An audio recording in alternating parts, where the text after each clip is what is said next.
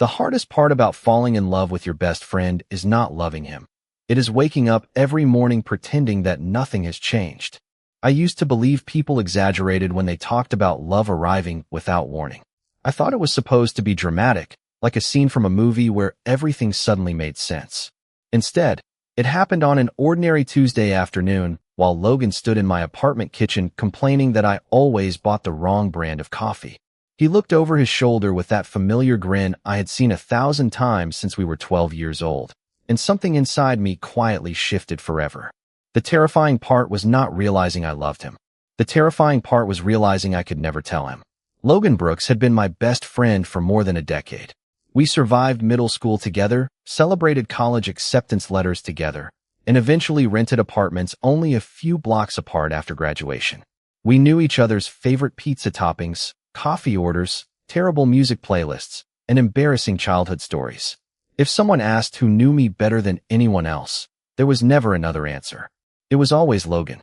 Every Saturday morning, we met at the same neighborhood coffee shop before walking through the nearby park. Every Sunday evening, we watched football or old movies while arguing over which restaurant made the best burgers in the city. Every birthday was celebrated together. Every holiday somehow ended with our families asking why we were always impossible to separate. We laughed because it seemed like the most natural thing in the world. Everyone assumed we were simply lifelong friends. So did I. Until that Tuesday. Logan was making coffee while I organized sketches for an architecture project spread across my dining table. He glanced over one of the drawings and immediately noticed a tiny detail my professor had completely missed. The entrance should face east, he said confidently.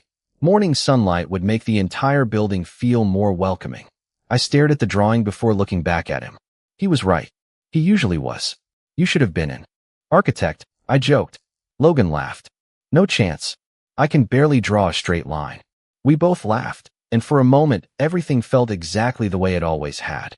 Then he reached over, brushed an eraser off my shoulder without thinking, and continued talking about absolutely nothing important. It lasted less than 2 seconds. A tiny, ordinary gesture. But my heart reacted in a way it never had before. I became painfully aware of how close he was standing. I noticed the warmth in his smile, the kindness in his eyes, and the quiet comfort that always surrounded him. Suddenly, every memory we shared seemed different. Every road trip, every late-night conversation, every time he remembered my favorite drink before I ordered it, every time he showed up without being asked because he somehow knew I was having a difficult day. I tried convincing myself it was only temporary confusion. Maybe I was tired. Maybe I was lonely. Maybe I was imagining something that would disappear after a good night's sleep. Except it did not disappear.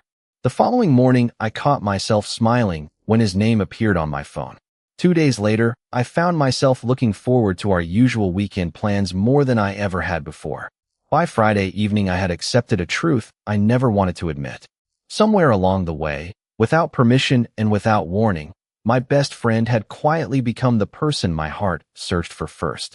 The only problem was that Logan had always talked about the future as though one day he would meet the right woman, build a family, and live the life he had imagined since childhood.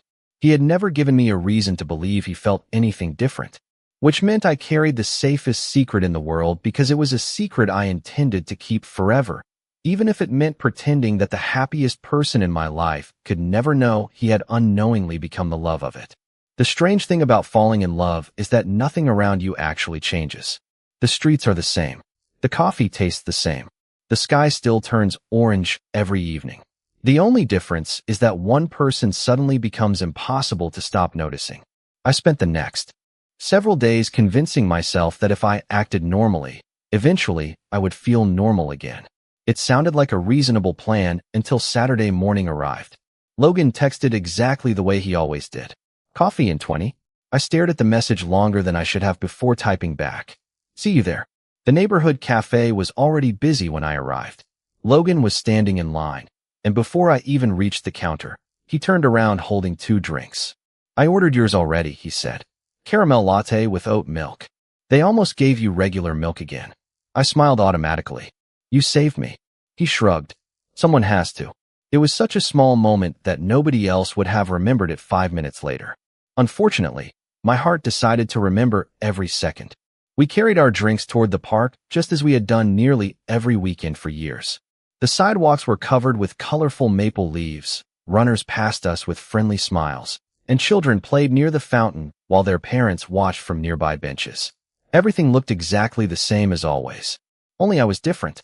Logan talked about a new coworker who had accidentally sent an email to the entire office instead of one manager, laughing so hard that he nearly spilled his coffee. I laughed too, but I caught myself paying more attention to the way his eyes lit up than to the story itself. Somewhere along the path, he reached over and adjusted the crooked strap on my backpack without saying a word before continuing the conversation. It was something he had probably done dozens of times over the years. Now it felt impossible to ignore. We stopped at the farmer's market before heading home. While I looked through a stand selling fresh bread, Logan disappeared for a minute. When he returned, he handed me a small paper bag. "Blueberry muffins," he said. They were almost sold out. I looked inside before smiling. "My favorite." "I know." His answer came so naturally that he probably never realized how much those two simple words meant. As we continued walking, an older woman arranging flowers outside a nearby shop smiled when she noticed us. "You boys make such a lovely couple," she said warmly before returning to her work. My entire body froze. I immediately laughed awkwardly. "Oh, we are just best friends." The woman looked pleasantly confused. "Really?" She glanced between us again with a gentle smile. "Well, whatever you are, take good care of each other. People who look at one another the way you two do are rare." Before either of us could respond, she wished us a wonderful day and greeted another customer. We resumed walking, and for several seconds neither of us spoke. Finally, Logan laughed quietly. "That is the third time this year someone has assumed that." I forced myself to smile. People have active imaginations. He nodded, but his expression became thoughtful. "Maybe." The conversation drifted toward football scores and weekend plans, yet my thoughts never left those few unexpected words. I had always assumed I was doing a perfect job hiding my feelings.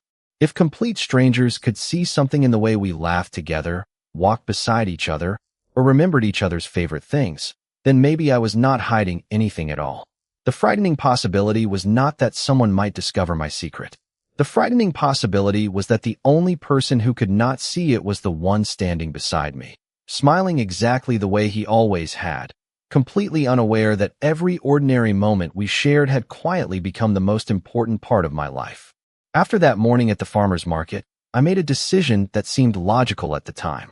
If spending less time with Logan was the only way to stop myself from falling even deeper, then that was exactly what I needed to do. I convinced myself it was temporary. A little distance would help everything return to normal. At least, that was the story I kept repeating whenever my phone lit up with his name. Monday afternoon, he texted asking if I wanted to grab dinner after work. I looked at the message for nearly 5 minutes before replying that I had too much to finish for a client presentation. The excuse was believable because architecture deadlines were always demanding. Logan answered almost immediately. "No problem. Good luck. Let me know if you need." Coffee delivered. I smiled despite myself before placing my phone face down on the desk. The following day, he invited me to watch the basketball game like we usually did every Tuesday night. I claimed I had promised to help one of my coworkers move into a new apartment. Wednesday, I said I needed to catch up on sleep. Thursday, I blamed another project. Every excuse sounded reasonable, yet every excuse made me feel worse. By Friday evening, I realized I missed him far more than I expected. The strange thing was that creating distance hurt much more than hiding my feelings ever had. Saturday morning arrived without our usual coffee routine, and my apartment felt unusually quiet. I tried distracting myself by organizing blueprints, cleaning the kitchen, and doing laundry, but every ordinary task reminded me of Logan in some small way. The coffee mugs we always used when he visited. The extra blanket folded neatly on the couch because he always complained my apartment was too cold. Even the playlist playing softly in the background included songs he had introduced me to years ago. Around noon, someone knocked on my apartment door. I already knew who it was before opening it. Logan stood in the hallway holding a paper bag from our favorite bakery and 2 cups of coffee. He smiled the same easy smile that had always made difficult days feel lighter. "I figured deadlines still require breakfast," he said casually. I laughed because I could not think of anything else to do. "You did not have to bring all this." "I know," he answered. "I wanted to." We settled into the living room exactly as we had hundreds of times before. Logan talked about work, a funny conversation with one of his coworkers, and a movie he wanted us to watch next weekend. I listened carefully, grateful simply to hear his voice again. After a few minutes, he became unusually quiet. "Can I ask you something?" he said. "Of course." He looked directly at me with genuine concern. "Did I do something wrong?" My heart sank. "What do you mean? You have been busy every day this week." He hesitated before continuing. "Maybe I am imagining it, but it feels like you have been avoiding me." I looked down at my untouched coffee because meeting his eyes suddenly felt impossible. "It is just work," I said softly. Logan studied my face for a long moment before nodding. "If that is really all it is, then okay."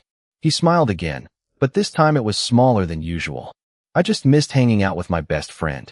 Those simple words hurt more than I expected because they reminded me exactly why I had tried creating distance in the first place. He still saw me as his best friend, and I wanted to protect that more than anything else.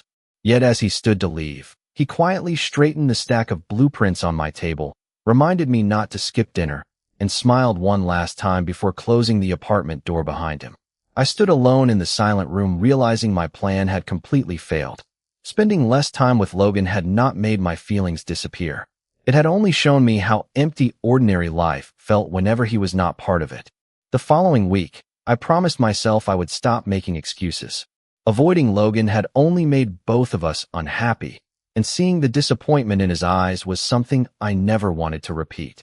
So when he invited me to a small outdoor concert downtown on Friday evening, I accepted without hesitation.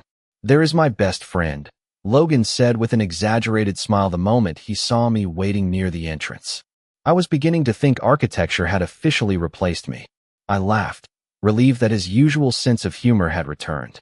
"That would never happen." "Good," he replied, "because I already bought your ticket." We spent the evening wandering between food trucks, listening to local musicians, and laughing about memories from high school. For the first time in days, everything felt almost normal again. I reminded myself that this was enough. Being his best friend had been the greatest gift in my life long before love complicated everything. Maybe I could learn to be grateful for that instead of wishing for something impossible. During intermission, Logan excused himself to grab drinks while I waited near a row of picnic tables. As I watched people chatting beneath strings of warm lights, I noticed a young woman walking confidently toward Logan with a bright smile. She introduced herself, and within seconds they were talking comfortably.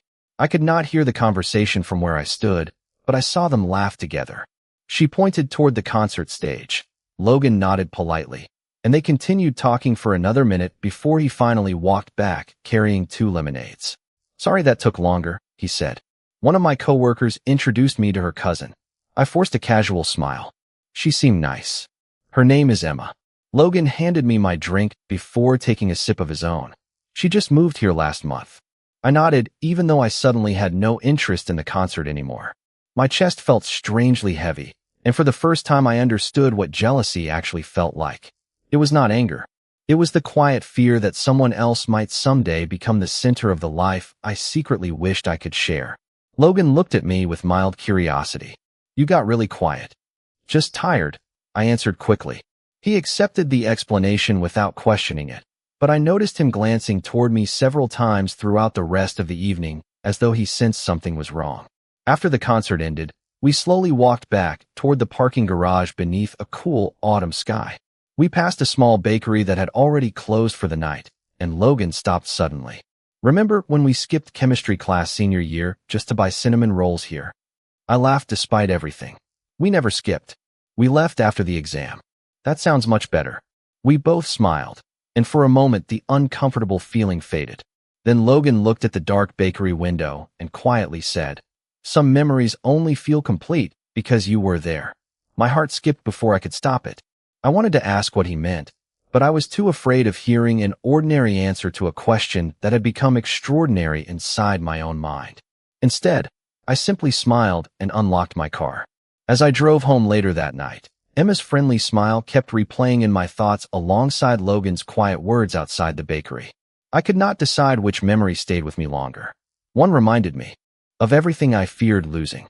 The other reminded me why letting go might never be as simple as I kept pretending. The days after the concert passed more slowly than usual, mostly because I could not stop thinking about Emma. It was not because she had done anything wrong. She had been friendly, polite, and completely ordinary. The problem was that she represented the future I had always assumed Logan wanted. Every time I remembered the way they laughed together for those few minutes outside the food trucks, I found myself wondering whether one simple conversation could eventually become something much bigger. I hated that thought, and I hated myself even more for feeling jealous of someone I barely knew. Monday morning, I buried myself in work, hoping deadlines would leave no room for unnecessary emotions. By lunchtime, I had forgotten to eat, and the architecture studio was nearly empty when someone quietly placed a paper bag beside my laptop. I looked up to find Logan smiling at me. "Turkey sandwich, kettle chips, and the chocolate cookie you always pretend you are not going to eat," he said. I blinked in surprise. "How did you know I skipped lunch?" He shrugged casually. "You always do whenever you have a presentation coming up." I laughed softly. "You pay too much attention." Logan leaned against the edge of my desk with an easy smile. "Someone has to." We ate together in the courtyard outside the building while students hurried between afternoon classes. The conversation drifted naturally from my latest design project to a funny misunderstanding at his office, and for nearly an hour I forgot about every worry that had filled my mind over the weekend. Being with Logan had always been like that. Somehow he made ordinary afternoons feel lighter without ever trying. As we finished eating, my phone buzzed with a calendar reminder about an upcoming family barbecue the following Saturday. "You are still coming, right?" I asked. Logan looked almost offended. "Since when have I ever missed one of your family cookouts?" I smiled. "Fair point. Your dad still owes me a rematch in cornhole anyway." We both laughed before heading in different directions for the rest of the day. Saturday arrived with bright sunshine and perfect weather for grilling in my parents' backyard. Logan showed up carrying his usual homemade pasta salad, and my mother welcomed him with the same hug she had given him for years. Watching him chat comfortably with my parents somehow filled me with equal parts happiness and sadness. He already belonged here. He had always belonged here. The only difference was that I now wanted something I could never ask for. Later that afternoon, while everyone gathered around the picnic table, my cousin Claire sat beside Logan and began asking him about work, travel plans, and whether he was seeing anyone. I tried to ignore the conversation while pretending to focus on my plate, but every answer quietly pulled my attention back. Logan smiled politely and shook his head. "No, I am not dating anyone." Claire laughed. "That surprises me. Someone like you cannot stay single forever." Before Logan could answer, my father called everyone over for dessert, ending the conversation. Relief washed over me, even though I knew I had no reason to feel relieved. As the evening came to an end, Logan helped me carry folding chairs back into the garage. We worked in comfortable silence until he suddenly looked at me with quiet concern. "You seem distracted again." I forced a smile. "Just tired." He studied my face for a long moment before speaking softly. "Ryan, you know you never have to pretend with me, right?" My heart tightened because he was offering exactly what I wanted most, complete honesty, yet I was the one person who could not give it to him. I nodded anyway, hoping the conversation would end there. But as we walked back toward the backyard together, I realized the hardest part was no longer hiding my feelings. The hardest part was knowing that the one person who always noticed when something was wrong still had no idea what was actually breaking my heart. Life has a quiet way of testing every promise we make to ourselves. I had promised that I would never let my feelings interfere with the friendship that meant more to me than anything else. Yet every day that promise became a little harder to keep. A few evenings after the family barbecue, Logan called and asked if I wanted to take our usual walk through Riverside Park after dinner. I almost suggested another excuse out of habit, but something inside me was tired of running away. "I will meet you there in 30 minutes, I said. Autumn had settled comfortably over the city, covering the walking paths with shades of gold and deep red. The air was cool enough for light jackets, and families were slowly making their way home while runners finished the last miles of their evening routines. Logan was already waiting near the entrance, holding 2 hot chocolates instead of coffee. "It felt like a hot chocolate kind of night," he said with a grin. I accepted the cup, smiling despite everything. "You always seem to know exactly what I need." He laughed softly. "That is because I have been studying you for more than half my life." The words caught me off guard. They were spoken casually, but they lingered in my mind as we began walking beside the quiet lake. For a while we talked about ordinary things. My latest project had finally been approved by the client. Logan shared a story about helping an elderly patient at the hospital who insisted on giving everyone homemade cookies before being discharged. We laughed together, and for the first time in weeks I felt the familiar comfort that had always existed between us. As the sun disappeared behind the trees, we reached the old wooden dock where we had spent countless evenings talking about school, careers, dreams, and every challenge life had placed in front of us. Logan leaned against the railing and stared across the calm water before speaking more quietly than usual. "Do you ever think about how much has changed?" he asked. "All the time," I admitted. "Sometimes I still feel like we are those two kids riding bicycles through the neighborhood." He smiled without looking away from the lake. "Back then I thought adulthood would be simple.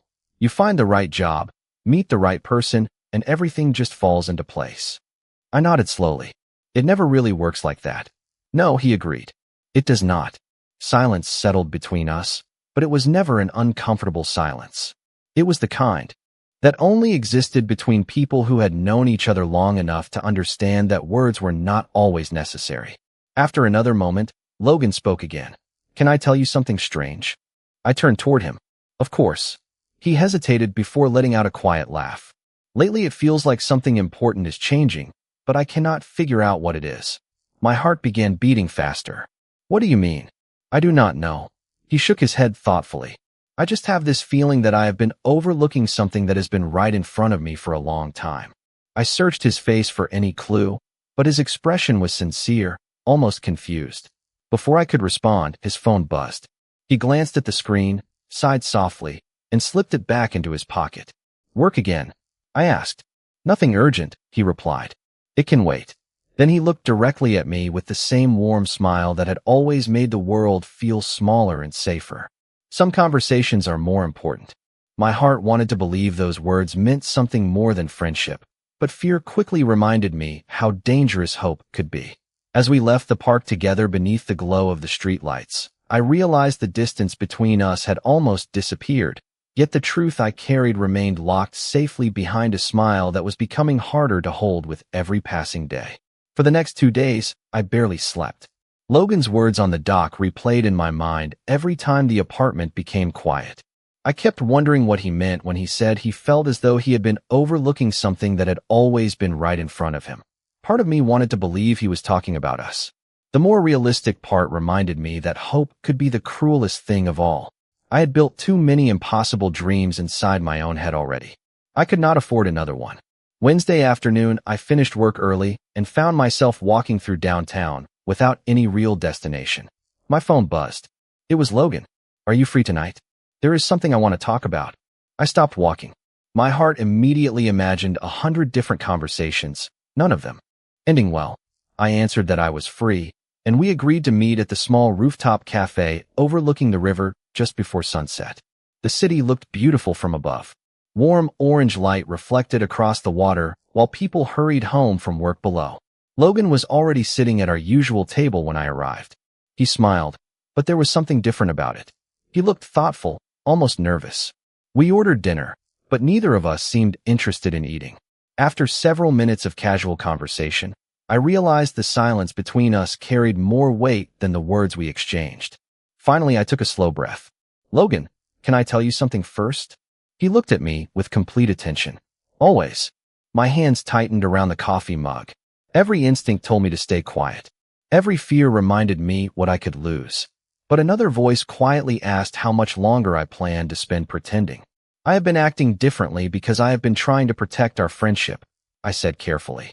"Not because I wanted to pull away from you." Logan remained silent, encouraging me to continue. "You are the most important person in my life. You always have been." My voice became quieter.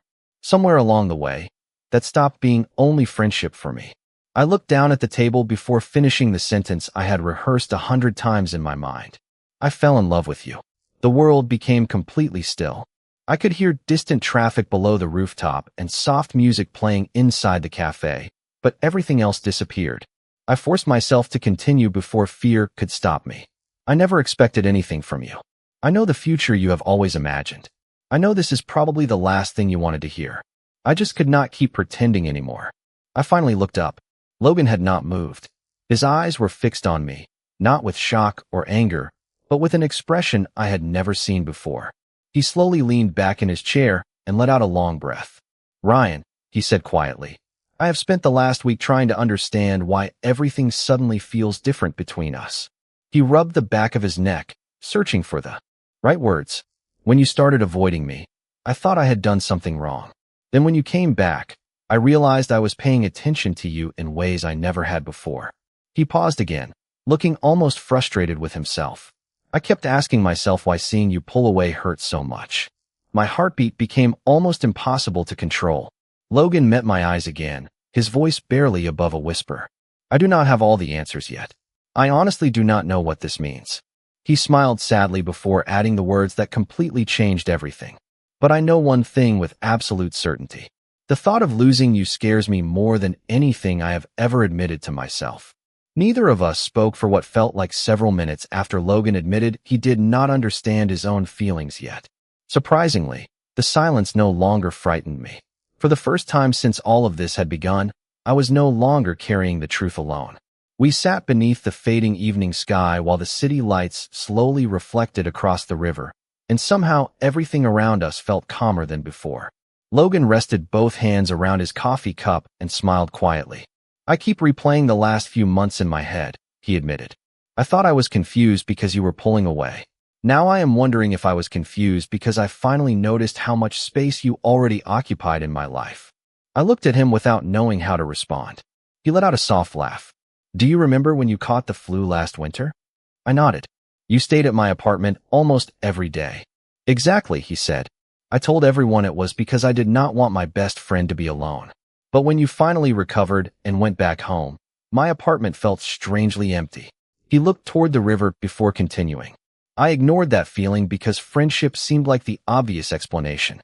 I smiled gently. "Maybe it was the only explanation you had at the time."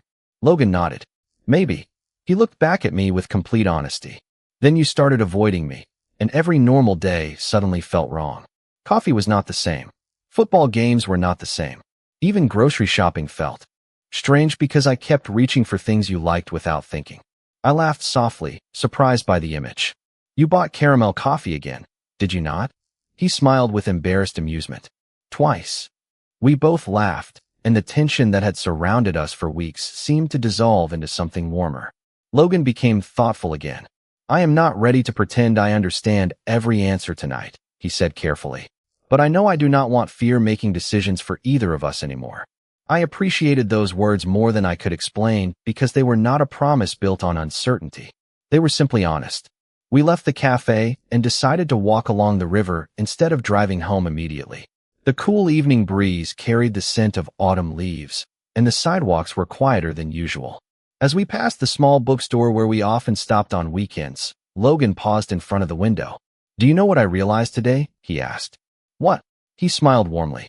"Every favorite memory I have from the last 10 years somehow includes you." I felt my heartbeat quicken again, but this time it was not from fear. It was from hope that no longer seemed impossible. We continued walking without rushing the conversation.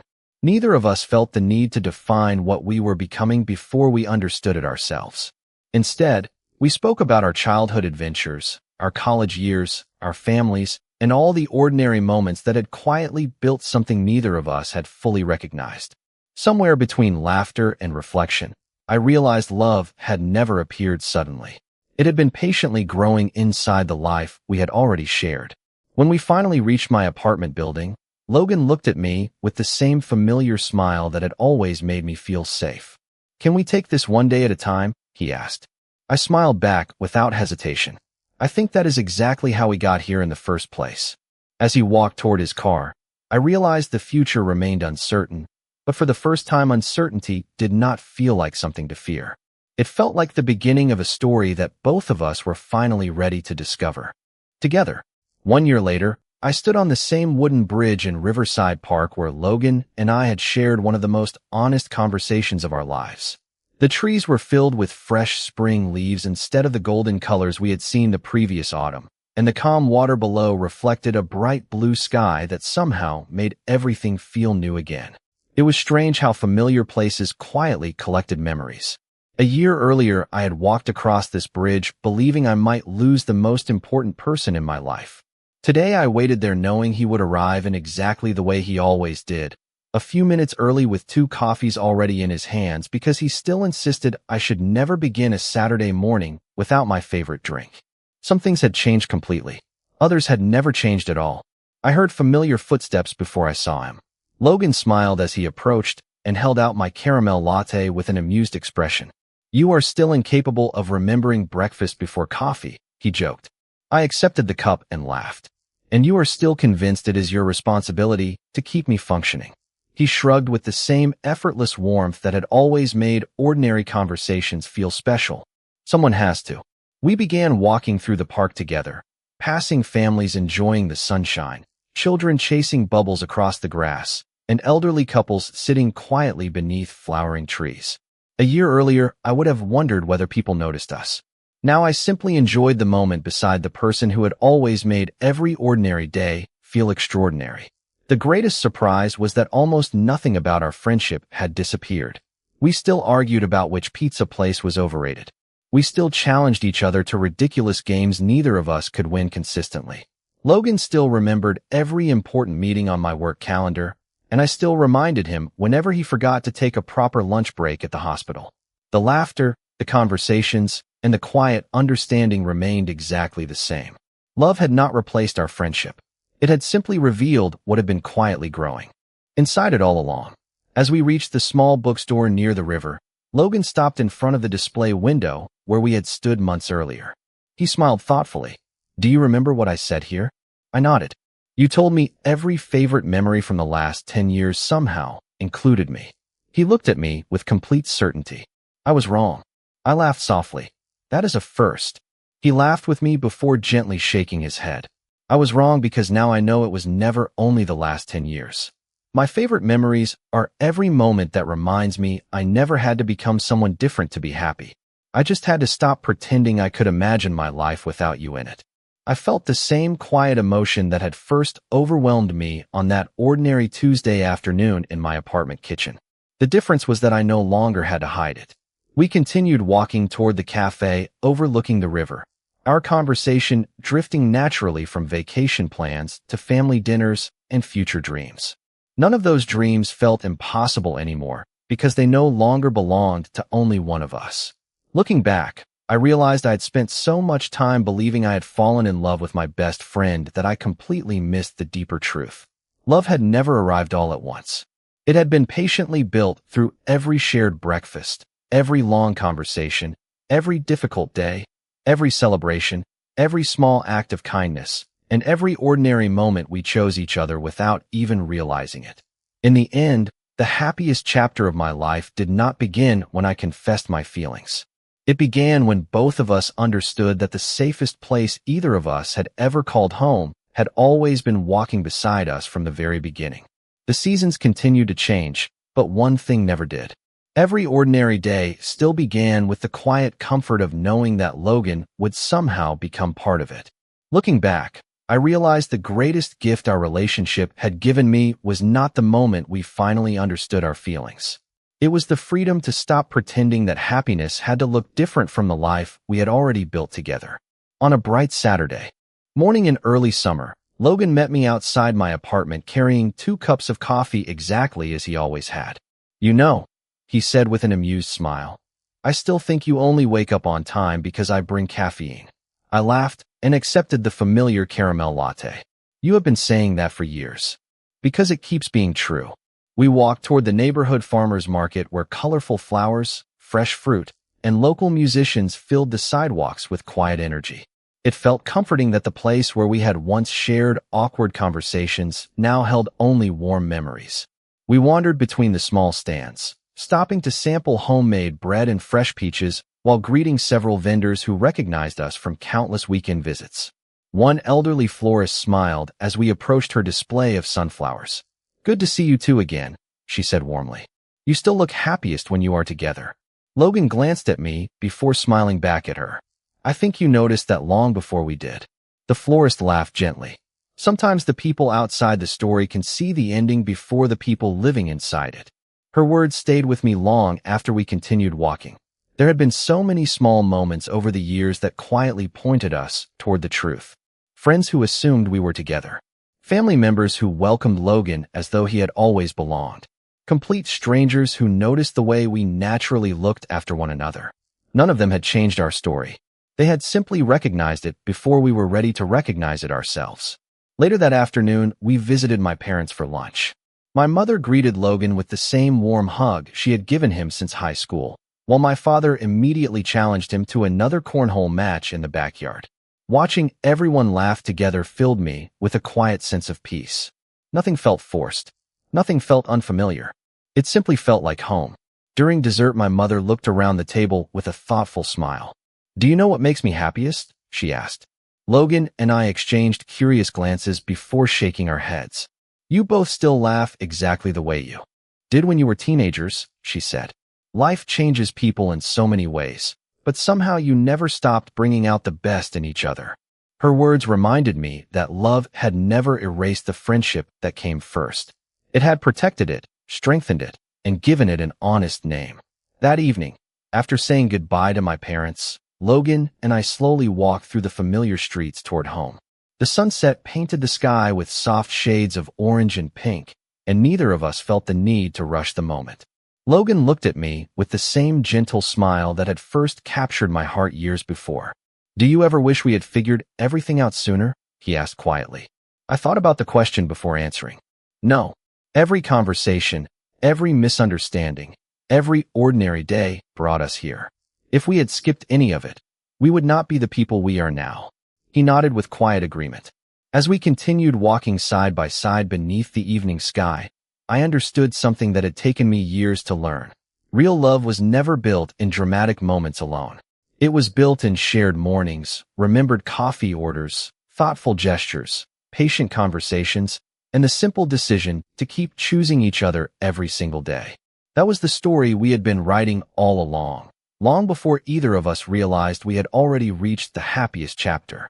Another year passed so quietly that neither of us noticed how naturally our lives had woven themselves together.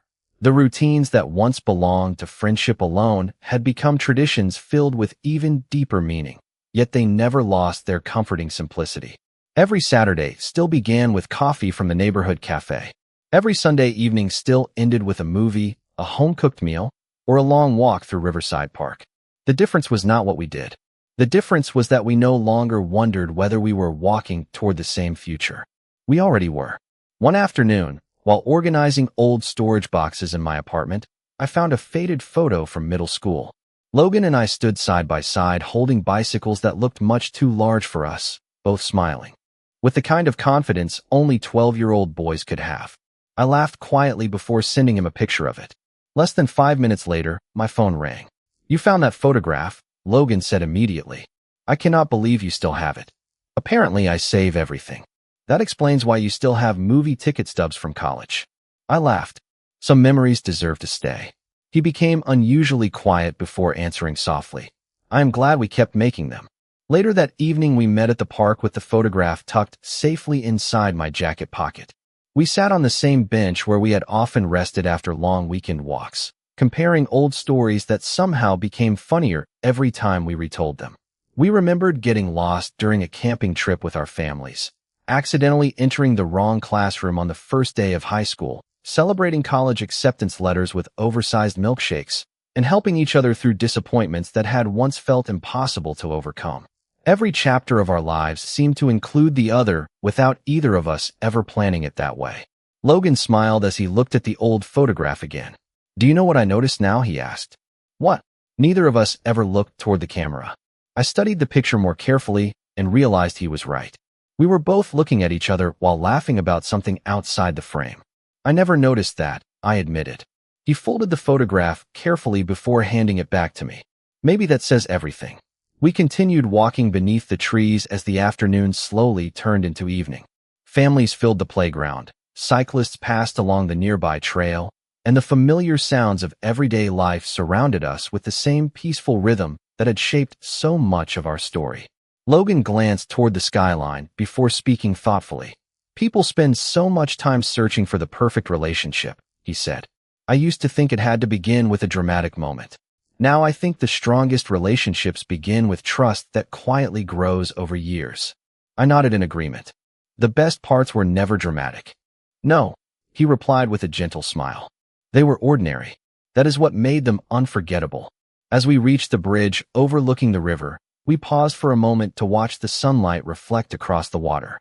I realized that if someone had asked me years earlier what happiness looked like, I probably would have described some distant dream that had not happened yet. Now I understood that happiness had never been waiting somewhere ahead of me. It had been hidden inside ordinary mornings, familiar conversations, shared laughter, remembered details, and a friendship patient enough to become something even stronger. Standing beside Logan beneath the evening sky, I quietly thanked life for teaching me that sometimes the most extraordinary love stories are simply two ordinary people choosing each other again and again until one day they realized they never truly walked alone. One quiet Sunday morning, Logan knocked on my apartment door carrying 2 coffees and a small cardboard box tucked beneath his arm. The familiar smile on his face immediately made the ordinary morning feel special, just as it always had. "I found something while cleaning my parents' attic yesterday," he said as I welcomed him inside. We settled at the kitchen table, where so many conversations over the years had quietly shaped our lives. Logan placed the worn cardboard box between us and carefully lifted the lid. Inside were old photographs, handwritten birthday cards, movie tickets, postcards from school trips, and dozens of tiny memories neither of us realized had survived the passing years. I picked up a folded piece of paper covered in uneven handwriting from middle school. It was a list we had written during summer vacation called Things We Will Definitely Do When We Become Adults. Logan laughed the moment he recognized it. I completely forgot about that. I smiled as I read the first promise aloud. "Visit every national park we can." He leaned closer. "We have only been to 4. I looked down the list again. "Learn how to cook without burning dinner." Logan laughed so hard he nearly spilled his coffee. "I still owe you an apology for that pasta disaster." We spent the next hour reading through forgotten notes and remembering moments that had quietly become the foundation of our lives together. Every photograph seemed to tell the same story from a different year. One showed us covered in mud after a youth soccer tournament. Another captured our high school graduation.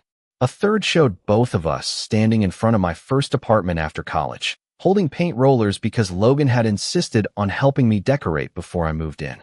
Looking at those photographs, I realized something that had never been obvious while we were living those moments. We had never measured our friendship by grand achievements or dramatic milestones. We had built it one ordinary afternoon at a time. Logan picked up an old birthday card I had written for him years earlier. He smiled quietly before reading one sentence aloud. "No matter where life takes us, I hope we never stop choosing each other's company." He looked at me with gentle amusement. "Apparently you were predicting the future." I felt my face warm as I laughed. "I honestly forgot I wrote that. I am glad you did not forget to keep the promise." His words settled comfortably between us. They did not carry pressure or expectation. They simply reflected the truth we had both come to understand. Later that afternoon, we decided to drive to the small hill overlooking the city where we had often watched sunsets during college. The view had not changed. The skyline stretched across the horizon while the river reflected soft golden light beneath the evening sky. We sat on the same weathered bench, sharing quiet conversation that moved effortlessly from childhood memories to future travel plans, from favorite books to family traditions we hoped would continue for many years. There was no urgency to any of it because we had learned that the strongest relationships were never built by rushing toward tomorrow. They were built by appreciating today. As the sun slowly disappeared beyond the horizon, Logan looked toward the city before speaking in the calm voice I had trusted for most of my life. "Do you know what I appreciate most?" he asked. I shook my head. Nothing about us ever needed to become someone else's version of perfect. We just kept being ourselves until we realized that was already enough. I smiled because those words captured everything I had struggled to explain for so many years. Love had not changed who we were. It had simply given us permission to stop hiding the happiness that had quietly existed between us all along. And as we watched the first evening stars appear above the city, I understood that the most meaningful stories are often the ones written patiently through ordinary days shared with the person who has always felt like home. Years have passed since the day I finally found the courage to speak the truth that had lived quietly inside my heart for so long. And every now and then I still catch myself smiling at how ordinary everything feels. That used to confuse me because I believed extraordinary love was supposed to transform every moment into something dramatic. Instead, the greatest miracle was discovering that real happiness simply made ordinary life feel complete. This morning, Logan and I walked to our favorite neighborhood cafe before the city had fully awakened. The owner smiled the moment we stepped inside and placed our usual drinks on the counter before either of us had the chance to order. Logan laughed and thanked him while I shook my head with amused disbelief. One day we are going to surprise him by ordering something different, I joked. Logan looked at me with the familiar expression that had followed me through every chapter of my life. You are not changing your coffee. I smiled. You know me too well. He raised an eyebrow playfully. That has been true for a very long time. We carried our drinks into the quiet morning air and wandered through Riverside Park as sunlight filtered gently through the trees. Families were beginning their morning walks. Runners greeted one another with friendly smiles, and the lake reflected the clear blue sky, just as it had on countless weekends before. Nothing about the park had changed, yet everything inside me had. Years ago, I would have walked these same paths wondering whether I would ever be brave enough to tell Logan how I felt. Today, I simply enjoyed matching my pace with his, listening to the easy conversation that had always made every destination feel closer. We eventually reached the old wooden bridge where so many important memories had quietly gathered over time. Logan rested his arms against the railing and looked across the calm water before turning toward me with a thoughtful smile. Do you remember the first time we came here after graduation? He asked. I laughed softly. You insisted that we would come back every year just to see how much life had changed. He nodded. I was only half right. How so? He looked around at the peaceful scenery before answering. Life changed. We changed. But the best part stayed exactly the same. I understood what he meant immediately. We still encouraged one another through difficult projects. We still celebrated small victories with oversized desserts. We still remembered birthdays before anyone else, noticed when the other looked tired, and somehow knew exactly what to say on the difficult days. Love had never erased the friendship that came first because friendship had always been the strongest part of our love. As we continued walking, we passed the small bakery where we had once stood wondering whether our future would ever become clear. The owner recognized us and waved from the doorway, offering 2 warm cinnamon rolls that had just come out of the oven. Logan accepted them with grateful laughter before handing one to me without hesitation. Some traditions deserve to last forever, he said. I smiled because he was right. Not every tradition needed to be extraordinary to become unforgettable. Later that afternoon, we visited my parents, where my mother greeted Logan with the same joyful hug she had given him since he was a teenager, while my father immediately invited him into another friendly backyard game that neither of them seemed willing to retire. Watching them laugh together reminded me that family is sometimes built through years of quiet consistency instead of sudden moments. As the evening drew to a close, Logan and I stood together on the front porch while the first stars appeared overhead. He slipped his hand into mine with the same natural ease that had once seemed impossible to imagine. I looked at him and quietly realized that the greatest chapter of our story had never been the moment we confessed our feelings. It had been every ordinary day afterward, every shared sunrise, every familiar conversation, every patient act of kindness, and every simple decision to keep choosing one another without hesitation. If someone ever asked me what love truly looked like, I would not describe dramatic speeches or perfect moments. I would describe 2 lifelong friends who never stopped showing up for each other until one day they discovered that the place they had always searched for had been beside each other from the very beginning, and that the happiest ending was really just another ordinary morning together waiting to begin.